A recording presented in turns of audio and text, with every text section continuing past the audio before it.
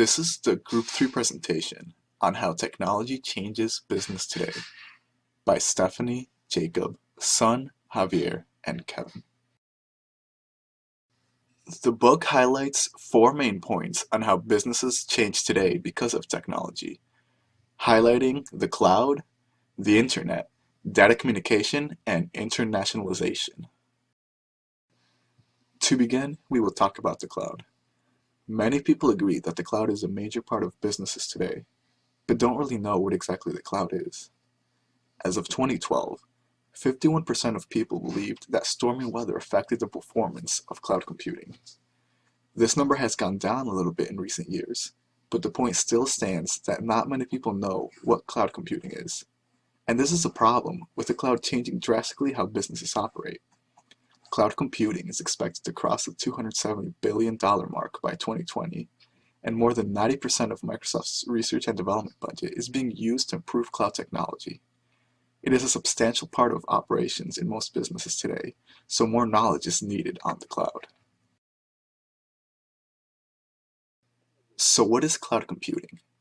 As defined in the book, cloud computing is computing services that provide processing, data, storage, and specific application functions over the internet. In layman's terms, this simply means that more things can be done through the internet, like storage, software services, and processing. Instead of companies doing everything locally and having to buy a large amount of hardware, they can outsource these services to another company through the internet that specialize with the subject matter and can do it at a lower cost, which is one of the main advantages of cloud computing. This does come with risks though, the main being security. With things like storage and accounting being done through the internet instead of locally, there is a greater security risk that is presented. Companies are taking greater strides in increasing their security because of these reasons, and it is important that every company weigh the costs and benefits of moving to cloud computing with a particular service. You have big ideas to streamline your business and drive sales through the roof. But to get there, your ideas need business apps. And business apps have always been too expensive, especially in times like these. Behind each one is a world of complexity. They need a data center with office space, power, cooling, bandwidth, networks, servers, and storage. A complicated software stack, and a team of experts to install, configure, and run them. You need development, testing, staging, production, and failover environments. And when there's a problem, good luck. You call technical support, and they don't know, so they blame someone else. Oh, and when new versions come out, you would upgrade, but that might bring the whole system down. Now, this is for one app. When you multiply these headaches across dozens or hundreds of apps, it's easy to see why the biggest companies with the best IT departments aren't getting the apps they need. Small businesses don't have a chance. Cloud computing is a better way to run your business. Instead of running your apps yourself, they run on a shared data center. You just plug in, like a utility. This makes it fast to get started and it costs less. It's like Gmail compared to Microsoft Exchange. With Gmail, do you need servers and storage? No. Do you need a technical team to keep it up and running? No. Do you have to do upgrades? No. When you use any app that runs in the cloud, you just log in, customize it, and start using it. That's the power of cloud computing. This model is so much better, it's changing the way we think about software. Not just for consumer apps, it's also being used for business apps. We call this enterprise cloud computing. Businesses are running all kinds of apps in the cloud these days, including custom-built apps. Why? Because you can be up and running in a few days, which is unheard of with traditional business software. They cost less because you don't need to pay for all the people, products, and facilities to run them. And it turns out they're more scalable, more secure, and are more reliable than the vast majority of apps out there. Here's why. They're based on an architecture called multi-tenancy. With a multi-tenant app, there isn't a copy of the app for each business that's using it. It's one app that everyone shares. But it's flexible enough for everyone to customize for their specific needs. It's like a giant office building where everyone shares the infrastructure and services, like security, yet each business can customize their own office space. This means apps are elastic. They can scale up to tens of thousands of users or down to only a few. Upgrades are taken care of for you, so your apps get security and performance enhancements and new features automatically. Now, the way you pay for cloud apps is also different. Forget about buying servers and software. When your apps run in the cloud, you don't buy anything at all. It's all rolled up into a predictable monthly subscription, so you only pay for what you use. Finally, cloud apps don't eat up your valuable IT resources, so your CFO will love it. And you can focus on projects that really impact the business, like deploying more apps. Cloud computing is a simple idea, but it can have a huge impact on your bottom line. For more information, go to salesforce.com/cloudcomputing. The internet is changing how businesses communicate with their customers and their employees in many ways. It is also changing how businesses market to their customers and get the different components of their products. With the internet, businesses can communicate with their customers in multiple ways. One of these ways is through social media. Communicate recent events or sales via Facebook or Twitter.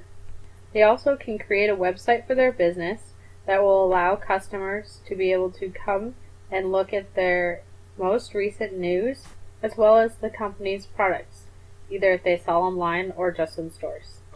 Communication in business with employees has also changed with the internet. Employees can now easier communicate between each other via email or instant messaging. They also can telecommute from home easier because they can have access to their business's network without having to be at work. The internet has also changed how companies market to their customers. With the internet, they have the ability to market via social media, emailing, putting advertisements on different websites like YouTube and Hulu, and an etc. amount of other forms of advertisements and marketing that are out there. With these new ways of marketing, businesses can provide customers with multiple avenues of purchasing their product. So that way they can get customers from all around the world depending on where they decide to ship to. As you can see, the business world has changed dramatically because of the internet. And in more ways than we can imagine, businesses are impacted every day by what is put on the internet by different individuals. Today I want to talk to you about data communications and how it changed business. But first I want to explain what it is. Data communications refer to the transmission of data between electronic devices. It consists of a sender, receiver, the message, the protocol, and a medium. A protocol is nothing than a procedure of how data is transmitted and a medium or channels of communication either through air, wire, or fiber network. So how does business communicate? Business in the 21st century communicate in a non-traditional way. A company can reach out to millions of customers through Facebooks and Twitters. Customer can then leave feedbacks or exchange ideas on the products and service that would then help the companies develop better strategies. Employee can have face-to-face virtual meetings with software like Skype, GoToMeeting, and View without having to meet at physical locations. This can save them tons of money on travel expenses. Communication are now much faster. Employee can send an email to a customer or their peers in a different part of the world with a click of a button. Internet has allowed business people to communicate easily regardless of the time zones and the language issues. For example, Google can translate your digital message to any language you choose. Text message is not a quick way to communicate via cell phones. You can get instant reply without having to make a phone call. But there's a drawback. Communication can be distracting. Data communication is faster and easier. However, it can be distractions when people overuse their electronic devices or receive constant text messages during meetings. People who text while walking and driving also increases their chance of getting into an accident. Before internet and cloud computing, it was difficult for a business to expand beyond its local market. As technology evolves, so do business practices. And that allows a business to internationalize their company and expand beyond their local market into different countries and cultures. Now, you may wonder what internationalization actually is, and the main goal is to engineer a product or application to enable easy localization. And to do that, you really have to take into account varying beliefs, values, behaviors, and strategies. Some of these may include the language, numeric date and time formats, local currency, symbols and icons, and legal requirements. Using the cloud and internet communication to its full potential can really help a business internationalize their company, and it helps to distribute their product or information to their target audiences, and it also allows them to provide personal support and communication through emails or video conferencing and various other methods. A business should also be able to keep up with constant changes, especially with technology. As that evolves, it affects each country and culture differently. So being able to keep up with those and stay current can help give a business a competitive advantage in the globalized market. Huge profits and spreading the wealth. The cloud. The cloud providers take care of all the maintenance of cloud computing, such as software updates, upgrades, and security updates, so the corporations can concentrate on the job without having to put the working day on hold while updates take place. Cloud computing saves companies money on two forms: IT staffing and equipment costs. Because the cloud service providers take care of all the maintenance and system updates, it means large businesses can cut their IT budgets in half. Cloud computing services do cost money, but it's a fraction of the cost of on-site IT services. The company can save money by avoiding expensive equipment upgrades and upkeep. Because the cloud is an everywhere computing platform, it gives companies the most mobility, whether employees want to work from home or share files and documents with coworkers across the world. The cloud makes it possible.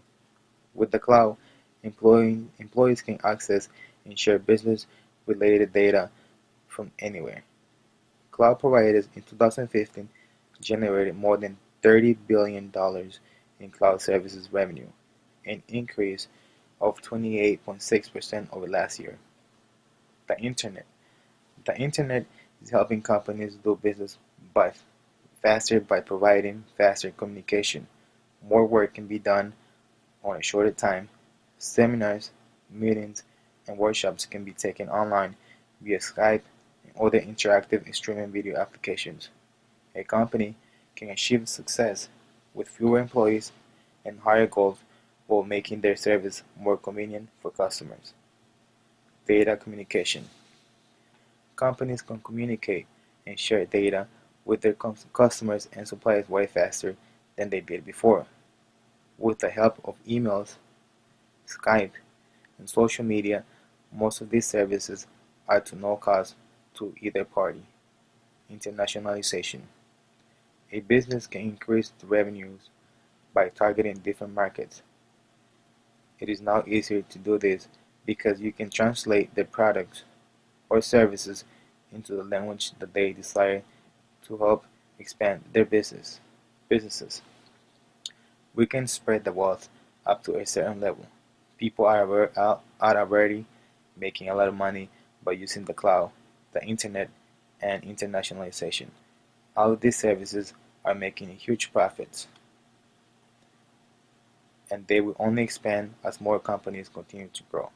The only way I see that they can spread the wealth is by charging for free services to companies that use social medias, emails, and interactive streaming video applications. This will create businesses that specialize on this specific service.